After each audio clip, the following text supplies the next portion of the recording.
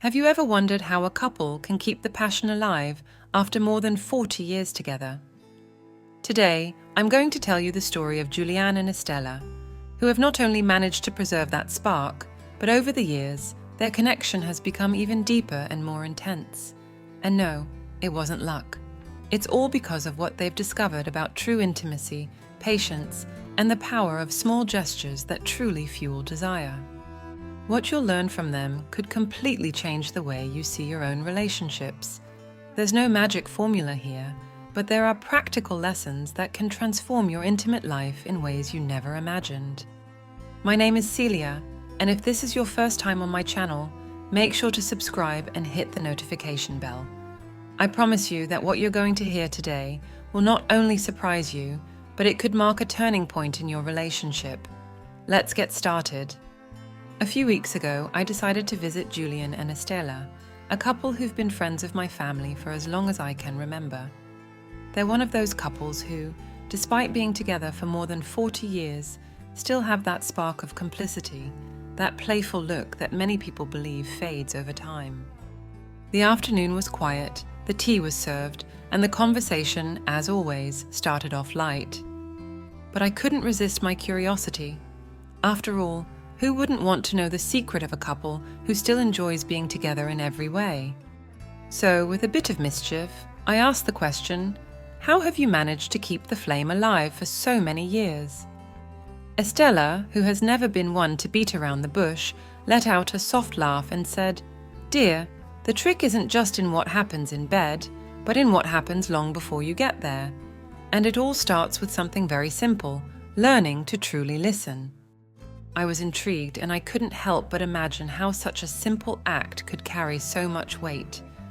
But then, Julian, in his usual calm manner, added, "Listening, yes, but not like someone hearing the wind pass by.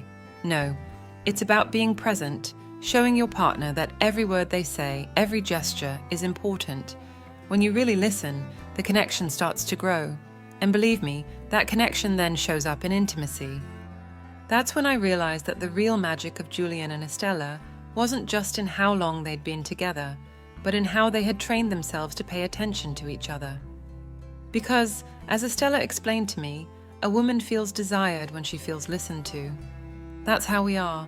If a man pays attention to us during the day, if he's really there, present, when we talk, you can imagine what that generates when night comes. And that's where they began sharing one of their first lessons, the importance of truly listening.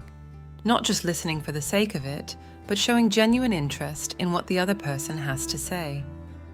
When Julian and I were younger, Estela continued, he thought he knew everything. He'd hear the words, but his mind was elsewhere. It took him years to learn that desire is built from the everyday, from those small moments where a woman feels seen and valued. Julian nodded with a knowing smile. The truth is, I didn't realize how much I was gaining just by being present until I really tried it. Before, I focused on the results, thinking that if I did something romantic or bought her a gift, that was enough. But when I started listening with intention, everything changed. I felt the connection between us grow. And of course, that connection later translated into much deeper, more intense intimacy. Estela, amused, added, "And not only that, when a man really listens, a woman relaxes, she opens up, and then intimacy becomes much more natural. You know? When you feel like you don't have to explain everything, but that he already gets it, it's like a weight is lifted off your shoulders." Then Julian, in his usual calm tone, gave me a perfect example of how this had transformed their relationship. There came a time when I realized that every conversation we had, every little detail I remembered, turned into something bigger. Suddenly, she felt closer to me, more trusting, and that trust definitely showed in bed. That's when I understood something key. Emotional connection is the prelude to everything else. When a woman feels listened to, understood, and valued, it creates a much more genuine space for intimacy. Estela explained it clearly. We're not like a machine you can turn on and off with a button. For us, desire starts much earlier. If you pay attention, if you take the time to listen and connect, believe me, everything else will fall into place. And as always, Estela didn't miss the chance to make me laugh. If you want things to flow in intimacy, start by listening during breakfast. Trust me, it works better than any flowers or fancy dinner. We laughed together, but behind that joke was a fundamental truth. Often, we focus on grand gestures, surprises, or gifts, thinking that's what keeps the spark alive. But what Estela and Julian were teaching me was something much simpler, and at the same time, much deeper. True intimacy begins in the small moments of everyday life, in the simple gestures that make a woman feel valued. And of course, this isn't something that happens overnight. Julian admitted it took him time to realize the importance of these details. Before, I thought intimacy was just something that happened, but when I learned to listen, everything changed. Because at the end of the day, when she feels understood, connected, well, let's just say the rest becomes much easier. Estela, with her usual cheekiness, concluded, "It's not a complicated secret, dear. It's just that, if you want a woman to respond well in bed, you've got to listen to her outside of it first."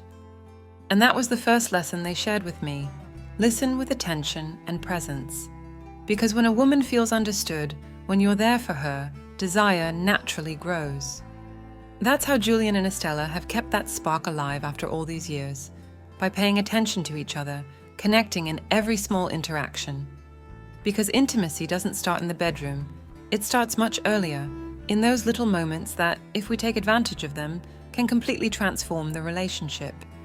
After we laughed for a while, Estela set her teacup down on the table and settled into her seat. I knew what was coming was important. "Now, there's something many men don't understand," she said, while Julian nodded with a knowing smile. "If you want a woman to fully open up, you need to learn one of the most underrated virtues in intimacy: patience."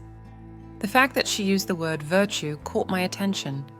Estela, always straightforward, explained that it's not just about having patience in the big moments, but also in the smallest ones. Julian, like many men, used to be very impatient in our intimate life. He wanted everything to happen quickly, with the same intensity from the very first minute. But over time, he learned something that completely changed our relationship. There's no need to rush anything. Patience is what allows a woman to feel truly comfortable, truly connected. Estela gave me a clear example. She told me that when they were younger, they both got swept up in the rush of life. At first, our intimacy was full of urgency. We thought everything had to happen fast, that passion was everything. But over the years, we realized there's nothing more powerful than taking your time, not just physically, but emotionally. Desire, for us, needs time to bloom. Julian, always reflective, chimed in. "I used to think that being spontaneous and quick was what she wanted. But when I learned to be patient, not to rush things, everything changed. I started to understand that true intimacy isn't about getting there fast, it's about enjoying the journey."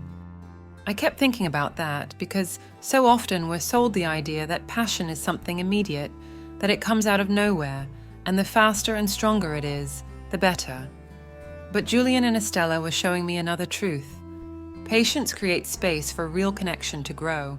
It's not just about physical pauses, but a rhythm that respects the other person's desire, giving them time to feel comfortable, safe, and ready to fully engage. Estela explained to me that this change in their dynamic is what allowed their relationship to deepen over the years. When Julian started to take things slower, to be more attentive, everything improved. The simple fact that there was no pressure to rush made me feel more relaxed, more open to enjoying the moment. And of course, that relaxation also had a direct impact on how physical intimacy felt. Because when there's no pressure, everything flows better.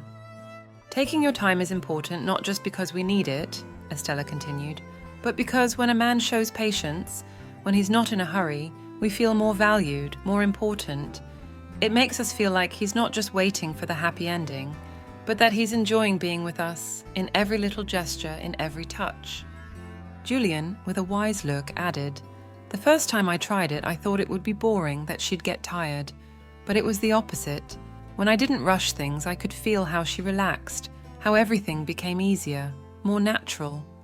He smiled, remembering those first attempts, and added, "And when you realize that patience isn't just waiting, but enjoying every step, everything changes. What they were both teaching me was that patience isn't just about time, it's about attention. It's knowing how to wait for not just the right moment, but to enjoy each step of the process. Julian gave me another practical example. Before, I used to focus on when things were going to progress. But when I stopped thinking about that and just focused on every little gesture, like stroking her hair or kissing her slowly, everything was much more enjoyable for both of us. There was no rush, no final goal in mind. We were just enjoying each other. Estela, with her sense of humor, summed it up perfectly. Look, when a man takes the necessary time, he becomes a true master in intimacy. Because for us, the real pleasure is in the details, in those pauses that seem insignificant but change everything. And of course, this applies not just to physical intimacy. Patience is key in every aspect of the relationship. Julian explained that the patience he learned in day-to-day life, in conversations, in difficult moments, also transformed how they shared their intimate life. When you stop rushing everything in daily life, that reflects in intimacy. There's no pressure anymore, just enjoyment. And that creates a space where everything can flow naturally. Estela told me there was a time when she herself felt like she couldn't fully relax. It was like I always had this constant urgency, as if something was pushing me not to truly enjoy things. But when Julian started being more patient, I also started to feel like I had permission to take my time, to enjoy every moment without feeling rushed. This lesson about patience left me thinking. So often, without realizing it, we rush through life, through work, through relationships, expecting quick results. But what Julian and Estela were showing me is that when you take the time to enjoy the process, when you let things flow without rushing them, that's when true intimacy happens. Patience not only improves the emotional connection, but creates a space where both people feel free to be themselves, without hurry, without unrealistic expectations. Estela concluded with a smile. So dear, if you want to keep the spark alive, remember that it's not always about doing more. Sometimes it's about doing less, about taking the time to let everything happen naturally. And Julian, in his usual calm manner, wrapped up the conversation with a phrase that summed it all up. When you learn to enjoy the journey instead of rushing to the destination, the relationship becomes richer, deeper, and intimacy much more pleasurable. The lesson was clear. Patience is the secret that transforms not just intimacy, but the entire relationship. Because when you take the time to know, to listen, and to enjoy every moment, you create a space where desire and connection can bloom in a truly authentic and lasting way. The afternoon went on with laughter and deep conversations, and just when I thought I had learned all the lessons, Estela dropped another truth that surprised me. This time, the topic was something that many couples, especially as they get older, begin to accept as inevitable: how intimacy changes with age. With complete ease, Estela looked at me and said, "Look, Celia, if there's something you should know, it's that intimacy doesn't disappear with age. It changes, yes, but for the better, if you know how to adapt, of course." Julian, always by her side, looked at her with complicity and added, "When we're young, everything seems to revolve around physical desire, and sure, the energy is there. But as the years go by, you realize that mature intimacy has a depth you never imagined before. The physical part is still important, but it starts blending with something else, with an emotional connection that makes every moment much richer." Estela nodded and told me how, when they both passed 50, they started noticing that their intimate life didn't have the same frequency or urgency as before. "At first, I was a little scared," she admitted. "I thought maybe we were losing that spark. But after talking about it, we realized that what we were gaining was far more valuable than what we had before." And here's the trick, Estela explained to me, understanding that mature intimacy isn't about quantity, but quality. Before, it was all about how many times we did it, how passionate those moments were. But now, as the years have passed, everything has changed. It's not that the desire is gone, it's that it has transformed into something deeper. Every moment we share is more meaningful because we know each other better, because every gesture carries a much greater emotional weight. Julian added a reflection that left me thinking. Over time, you learn to appreciate the small gestures, the touches you used to take for granted. And the best part is, without the pressure of frequency, you allow yourself to enjoy every encounter, every glance, every touch. What Julian was describing was a type of intimacy that goes beyond the physical, one that arises from years of trust, communication, and true complicity. Estela, always with her sense of humor, explained to me that people often think that when you reach a certain age, everything becomes boring or monotonous, but what they had discovered was quite the opposite. We've learned to take the time to explore each other in a completely new way. And believe me, dear, when you take the time to connect emotionally, the physical part becomes so much more pleasurable.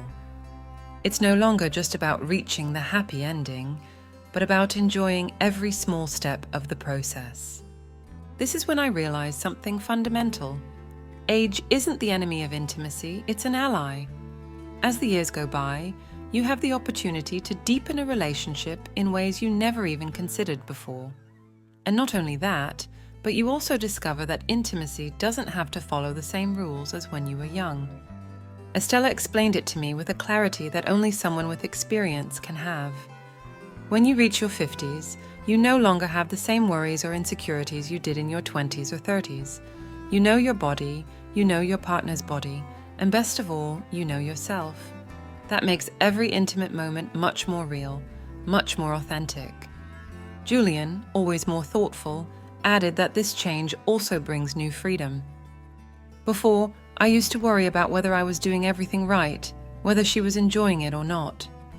But over the years, you learn that the most important thing isn't performance, it's the connection. That's the real magic of mature intimacy. It's no longer about proving anything, just about enjoying the moment together, without hurry, without expectations. Estela, amused, told me that by letting go of those pressures, their intimate life became more enjoyable than ever. Julian and I learned to relax, to go with what we felt in the moment. It's not always about doing something big or spectacular. Sometimes it's just sharing a touch or a slow kiss that makes everything make sense. What Julian and Estela were teaching me was that intimacy, over time, transforms into something far more valuable, something that goes beyond the physical and is deeply connected to the couple's emotional life.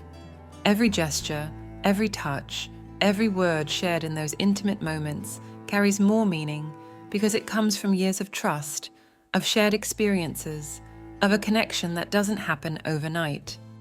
And of course, Estela explained to me, you also have to adapt. Sometimes our bodies don't respond the way they used to, and that's okay. It's not about forcing things, but about learning to enjoy what we have now, what our bodies allow us to do. And when you accept that, the pressure disappears, and what's left is pure pleasure. Julian, smiling with his usual calm, concluded, "The most important thing is that, as the years go by, intimacy becomes a celebration of everything you've lived with that person. Every glance, every touch is a reminder of everything we've built together. And that's a feeling that can't be compared to anything else." So the lesson was clear. Intimacy doesn't fade with age, it just changes form. And if you're willing to adapt, to let go of old expectations and enjoy the present, it can become much richer, deeper, and more meaningful than you ever imagined. If you're enjoying the story of Estela and Julian so far, and feel like you're learning something new about how to keep intimacy alive in a relationship, don't forget to subscribe and hit the thumbs up button to support this content. I recommend you stick around until the end because the most revealing part of their experience is still to come. For those who are truly committed to understanding how small gestures can transform their intimate life, I have a final reflection that could make a big difference. And tell me, where are you tuning in from? I'd love to know. Let's continue. Estela, with that mischievous smile she always has when she's about to drop a truth that makes you think, glanced at me and said, "Celia, let me tell you something that few men understand. If a woman doesn't feel safe with you, forget about having a night that truly makes her swoon. And I'm not just talking about feeling physically safe, but emotionally safe. Julian, sitting next to her, nodded silently. It was clear that they had learned this lesson well, and not necessarily in their early years together. The topic of trust and intimacy was crucial for them, and Estela wasted no time in explaining why. We women need to know that we can be ourselves, without filters, without masks, without feeling like we're going to be judged or that we're doing something wrong. If a man offers us that space of trust, if we truly know we can open up without fear, that's when things get interesting, really interesting. That was the key. If a woman doesn't feel like she can express her desires, her deepest emotions, without fear of being misunderstood or judged, it's as if there's an invisible barrier between the two. And that barrier, even if subtle, can extinguish the spark before it even has a chance to ignite. Julian, in his always calm tone, explained that it took him time to understand this. At first, I thought that being affectionate was enough, but I realized there was something deeper. There were moments when Estela seemed distant, like she didn't want to fully open up, and I didn't know why. Until one night, in a conversation we had, she explained it to me. She needed to feel that I was there for her, without judgment, without expectations, that there was nothing she couldn't share with me.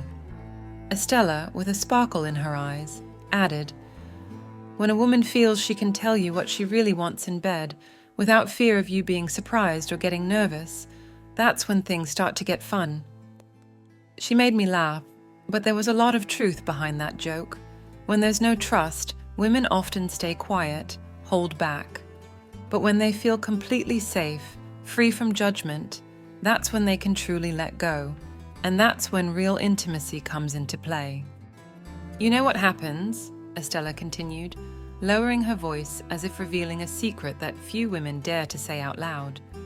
"If I feel I can ask Julian exactly what I like, what turns me on, without him feeling intimidated or looking at me funny, believe me, things change. There's no more tension, no more insecurities. Just trust, and when that's present, well, there are no limits." And that's when Julian jumped in again, sharing an anecdote that made it clear how important this topic was. "There was a time when I didn't know how to react when Estela told me what she liked. I felt a little lost, like I didn't know what to do. But when I relaxed and stopped worrying about doing everything perfectly, I realized that what really mattered was that she felt she could be completely honest with me, without fear of what I might think." Estela, with a sly smile, said, "Yes, because once you know you can be yourself, then you start to enjoy intimacy like never before. There are no breaks, no doubts, just pleasure, pure pleasure." And that phrase, so direct and simple, got me thinking about how often we take for granted how important it is to create an atmosphere of absolute trust. Because the truth is, without that emotional security, intimacy will always feel limited. It doesn't matter how attractive you are, or how many romantic gestures you make. If your partner doesn't feel she can open up completely, she's never going to give herself in the way that both of you truly want. Julian explained it to me very clearly. When she feels that I accept her just as she is, with her desires, her fantasies, her moments of vulnerability, then she relaxes. And when a woman relaxes, believe me, everything flows in a much more intense way. But it wasn't easy from the beginning. Estela confessed that in the early years of their marriage, there were many things she didn't dare to share with Julian. Not because I didn't trust him, but because I was afraid he wouldn't understand. Sometimes women feel that if we say what we really want, we might make our partner uncomfortable or confused. But when we finally started talking without fear, when I could truly tell him what made me feel good, everything changed. Julian smiled and added, "And when I started listening without feeling pressured, without thinking I had to be the best or do everything perfectly, it was like things took a turn. I realized that true intimacy isn't about meeting external expectations, but about creating a space where both of us can be ourselves, without fear or restrictions." Estela, always more direct, concluded, So dear, if you really want to make a woman feel connected to you, start by giving her that security. Let her know she can tell you anything she wants, that there's no judgment, that there's nothing the two of you can't explore together. Because when she feels safe, believe me, she's going to surprise you in ways you can't even imagine. Julian, with his characteristic calm tone, added, "That trust we build outside the bedroom is what makes everything inside it more authentic, more intense. It's not about techniques or tricks. It's about creating a space where both of you can relax, enjoy, and above all, trust." And there it was, the lesson. Trust is the true gateway to full, uninhibited intimacy. Because when a woman feels safe and knows she can be completely herself, everything changes. After talking about trust, Estela looked at me with those eyes full of experience and mischief that always have something more to say. Now dear, if you really want things to get interesting in intimacy, there's something that few couples do enough of: disconnecting to truly connect. I was intrigued right away, and before I could ask, Julian, in his calm tone, explained, "Modern life is full of distractions, Celia. Work, phones, emails, television. Everything competes for our attention. And if you're not careful, those little things start to creep into your relationship, even in the bedroom. You're with your partner, but you're not really with your partner." Estela, in her direct style, chimed in, "Look, it happened to us. There was a time when we'd get to bed, and the last thing we wanted was to talk or connect. Not because we didn't love each other, but because we were so distracted, so exhausted by the day-to-day, that intimacy became almost automatic, like it was just another thing on the to-do list." And of course, with all those distractions and stress, it's easy for intimacy to suffer. Estela told me that one day she realized the last time she and Julian had had a deep conversation without a phone in sight had been weeks ago. It was like we were together, but we weren't really present for each other. Everything became mechanical, predictable. And that, dear, is how the spark starts to fade. It was clear to me that the problem they faced wasn't unique. In modern life, it's very easy to fall into that routine where external distractions pull you away from what really matters. But what fascinated me was how they found the solution.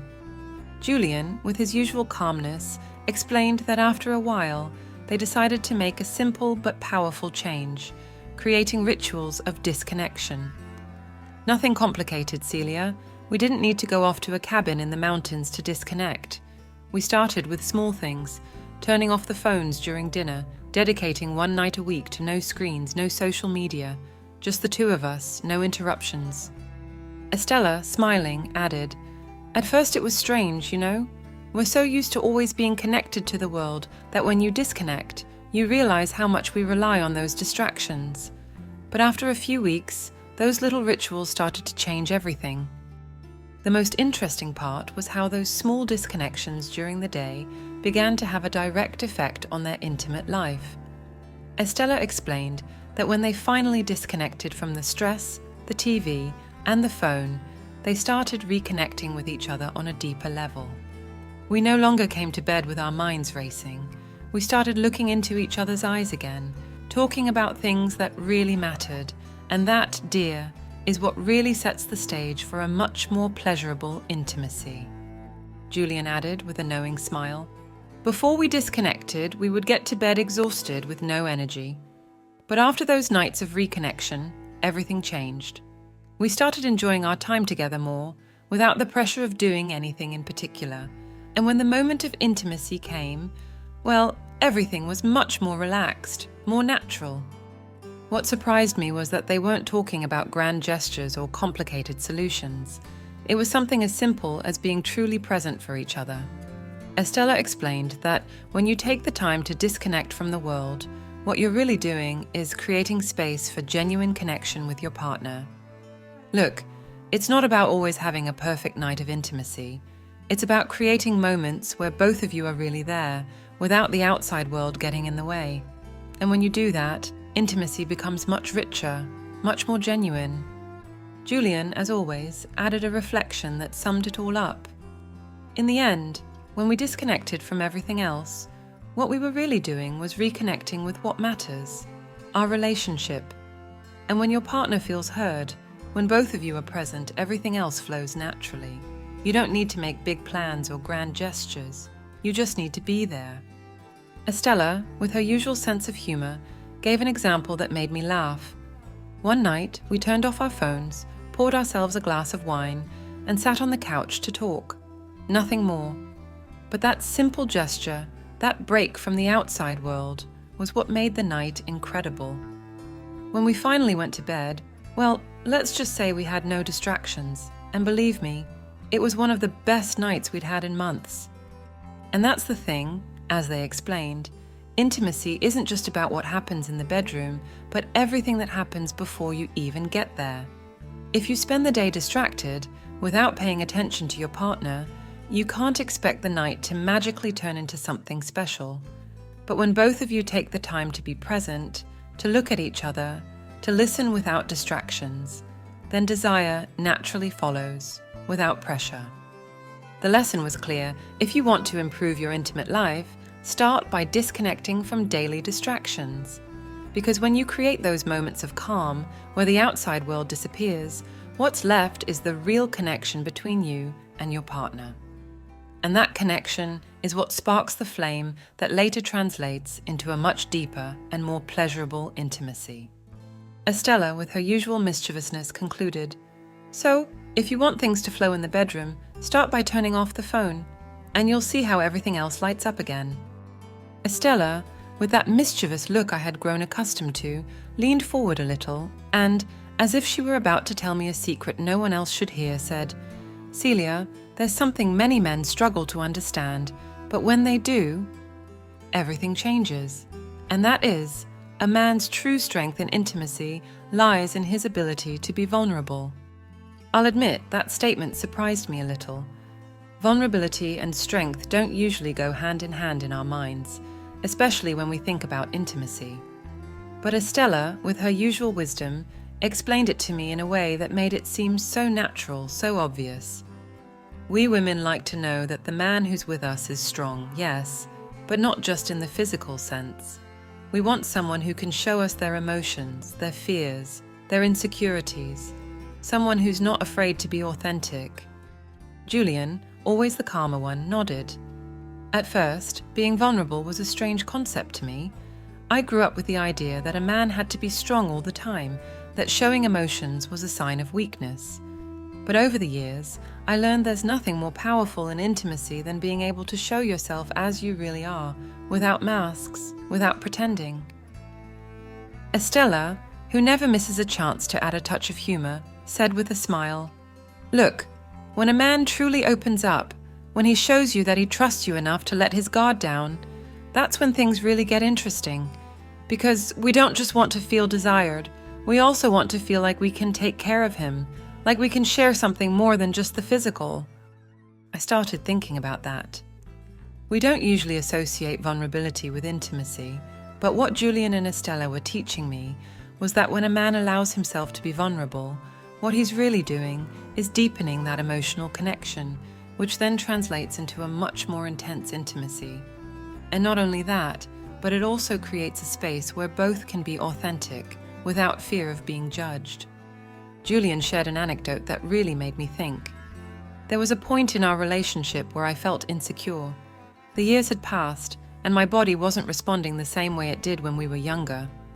I started worrying, thinking that maybe Estela wasn't as attracted to me as she used to be, but instead of keeping it to myself, I decided to talk to her about it.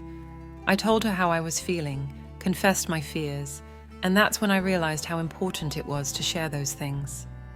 Estela, with tenderness, looked at him and added, "That was the moment I understood how much he trusted me, not just as his wife, but as his partner. And when he opened up to me, when he showed me those insecurities, something changed in our relationship. I felt closer to him than ever. And yes, dear, that also had an effect on our intimacy, because suddenly there were no barriers between us." What they were teaching me was something powerful. Male vulnerability isn't a weakness, it's a gateway to deeper intimacy. When a man can show his emotions, share his fears and desires, what he's really doing is creating a space where both can connect in a more sincere and authentic way. Estela explained that, often, men feel like they have to fulfill a role, that they have to be the strong, secure ones, always in control. But dear, that's exhausting. No one can be strong all the time. And when a man allows himself to be vulnerable, we feel like we can trust him even more. Because he's no longer an unattainable hero, he's someone real, someone who also needs to be cared for, understood, and supported. Julian added something that made me reflect deeply. By showing my vulnerability, what I did was open up a space where both of us could be ourselves, without pretenses. And when you're in that space of trust and openness, intimacy becomes much richer, because you're no longer worried about meeting expectations. You're just present, enjoying the moment, being yourself. Estela, always with her playful touch, made me laugh when she said, "And of course, when a man relaxes and stops trying to be perfect all the time, he becomes a much more attentive lover. He's no longer worried about whether he's doing it right or not, but about enjoying it with me, about creating a special moment. And believe me, when there's no pressure, everything becomes much more pleasurable." What they were describing wasn't just a lesson on how to improve intimacy, but about how vulnerability creates a more authentic connection between a couple. Because when both feel secure enough to show who they really are, without fear of being judged, that's when intimacy flourishes in a way that goes far beyond the physical.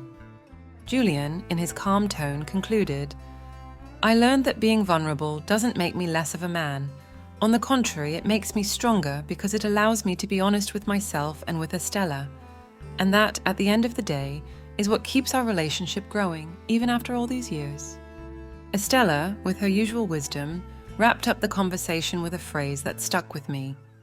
"The deepest intimacy isn't in the bodies, it's in the hearts. And when both open up, when both show themselves as they truly are without fear, that's when they really start to enjoy what it means to be together." And so, the lesson was clear. True strength in intimacy lies in vulnerability. Because when a man allows himself to be open, authentic, and lets his guard down, what he creates is a space where emotional and physical connection can flourish without limits, without fear, and with a depth that goes far beyond the surface. The evening was drawing to a close, and the atmosphere became more intimate, more relaxed. Estela looked at me with that familiar sparkle in her eyes. I knew what was coming was going to be special. "Celia," she said, as if about to reveal a profound truth. "In the end, everything we've talked about regarding intimacy boils down to something very simple, but powerful. True connection in bed is just a reflection of how we treat each other outside of it." Julian, who had been quiet for a few minutes, nodded and added in his calm tone, "It's true. The way you connect with your partner in day-to-day life, the small gestures, the little details, are what make the difference when it's time for intimacy." Estela smiled and shared a story that made me picture what it truly means to nurture a relationship through the smallest details. "Look, it's not about what you do once a month, or grand romantic gestures. It's about how you show up every day. Do you make her coffee just the way she likes it? Do you gently touch her arm as you pass through the kitchen? Do you give her a soft kiss, one that says, 'I love you,' without having to say the words? Those are the gestures that build true desire." What Estela and Julian were showing me wasn't a magic formula, but something deeper. True intimacy doesn't start in the bedroom. It starts in the small, everyday moments. Those gestures we often take for granted, those unexpected touches, the kind words are what, without us realizing it, continuously fuel desire. Julian, in his calm tone, added something that resonated deeply. "The most pleasurable intimacy isn't the kind that happens out of nowhere. It's the kind that's built slowly, from the moment you wake up in the morning until you go to bed at night. If I spend all day showing Estela that I love her, by the time night comes, there's already a connection there, ready for intimacy to naturally flow." Estela leaned toward me, with a playful glint in her eyes. "And believe me, dear, when you've been feeling that connection all day, when you've felt that your partner is listening to you, looking at you, taking care of you, desire arrives without having to force anything. Suddenly, a simple touch in bed feels like a spark, and what happens after, well, that's just for enjoying. What they were teaching me was that desire is fed by the little moments, not the big gestures. If you spend the whole day being attentive, showing affection, without rushing or expecting anything, then intimacy becomes a natural extension of that daily love. And of course, when your partner feels appreciated throughout the day, they're much more open to fully giving themselves at night. Estela gave an example that made me smile. Julian and I have a very simple ritual. Every day, without fail, we give each other a kiss on the cheek before leaving the house. It may seem silly, right? But it's our way of reminding each other that we have each other. And believe me, those little gestures make it so that when intimacy comes, there's already a connection that doesn't need to be reignited, because it was never extinguished.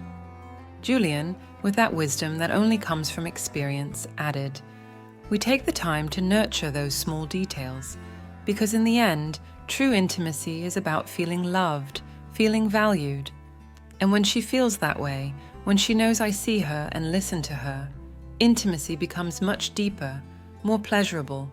It's no longer just a physical act, it's a celebration of everything we share."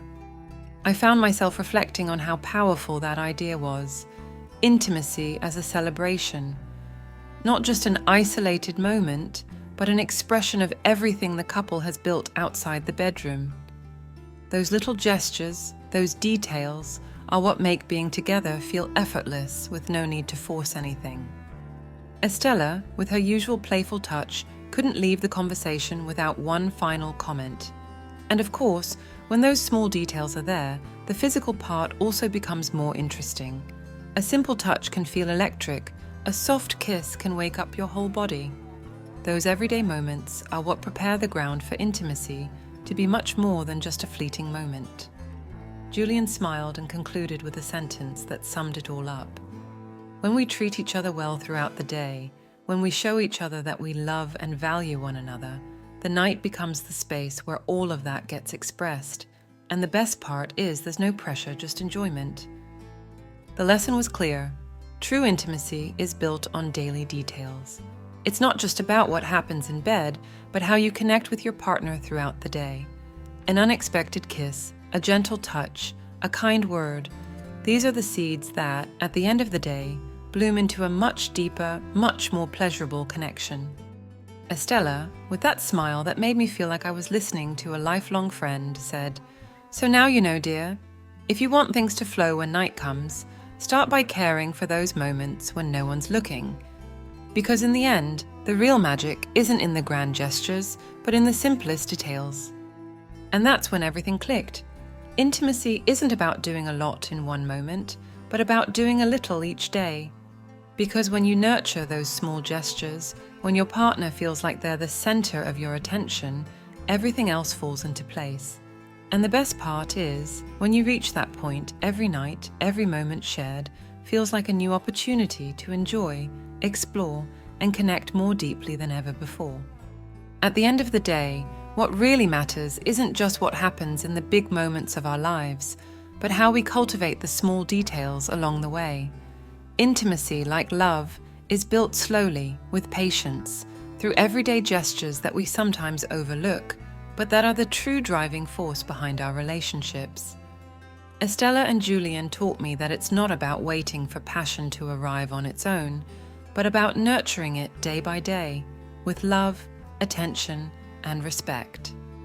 Because when we treat our partner well in those moments, when no one is watching, when we show that we are present and that we care, that's when the spark truly ignites. That spark makes every touch, every kiss, every glance carry a much deeper meaning. And the best part is, we don't need grand gestures to achieve it. We just need to be present, to listen, and to take the time to appreciate what we have in front of us. That's how we build lasting, authentic, and most importantly, pleasurable intimacy, not just in the bedroom, but in every aspect of life. My name is Celia, and I want this space to be a refuge of wisdom, where we can openly talk about these important topics with respect and closeness. Here, together, we will look for ways to improve our quality of life, not just in intimacy, but in every little thing we do. Because in the end, every gesture of love and care that we give to others and to ourselves transforms our relationships and our well-being in a profound way. If this is your first time on the channel, I invite you to subscribe and turn on the notification bell so you don't miss any of the topics we'll be exploring. And if you've made it this far, it means you truly care about your personal growth, and that already puts you on a path of change. To celebrate that, I'd love to know who the committed ones are who've made it to the end. Comment with the phrase, "I love wisdom," and tell me where you're listening from. I'd love to read your stories and know from what part of the world we're sharing this journey. Lastly, if you think this video can bring value to someone you know, don't hesitate to share it. Sometimes, a word, a reflection, can be the advice someone needs to transform their life. I'll see you in the next video, and remember, every small gesture you make today creates the love you'll enjoy tomorrow.